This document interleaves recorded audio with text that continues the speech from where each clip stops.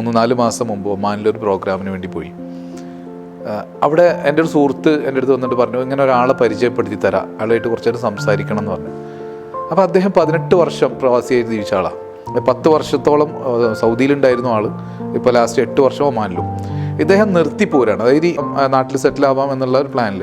പക്ഷെ അദ്ദേഹത്തിൻ്റെ അടുത്ത് അത്യാവശ്യം ക്യാഷും ഉണ്ടായിരുന്നു, നല്ലൊരു എമൗണ്ട് ആയിട്ടാണ് വന്നത്. പക്ഷേ ഇവിടെ വന്നിട്ട് അദ്ദേഹത്തിൻ്റെ ഒരു ബന്ധു പറഞ്ഞ ഒരു ബിസിനസ്, അദ്ദേഹം പരിചയപ്പെടുത്തിയൊരു ബിസിനസ് ചെയ്തു. ഏകദേശം 1 വർഷത്തിനുള്ളിൽ തന്നെ ആ ഇറക്കിയ എമൗണ്ട് മൊത്തം പോയി.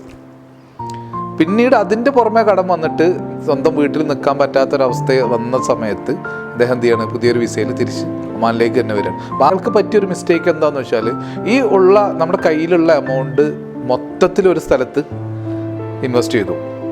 അങ്ങനെ ചെയ്യാൻ പാടില്ല. ഉള്ളതിന് നമ്മൾ 3-4 ആയിട്ട് സ്പ്ലിറ്റ് ചെയ്തിട്ട് പല ഏരിയയിലായിട്ട് ഇൻവെസ്റ്റ് ചെയ്യുക. മറ്റൊന്ന്, ഞാൻ ആദ്യം പറഞ്ഞ ഒരു കാര്യം പ്രധാനമായിട്ടും ശ്രദ്ധിക്കണം. ലാഭം അല്പം കുറഞ്ഞാലും ശരി, കുഴപ്പമില്ല, മുതൽ നഷ്ടം വരരുത്.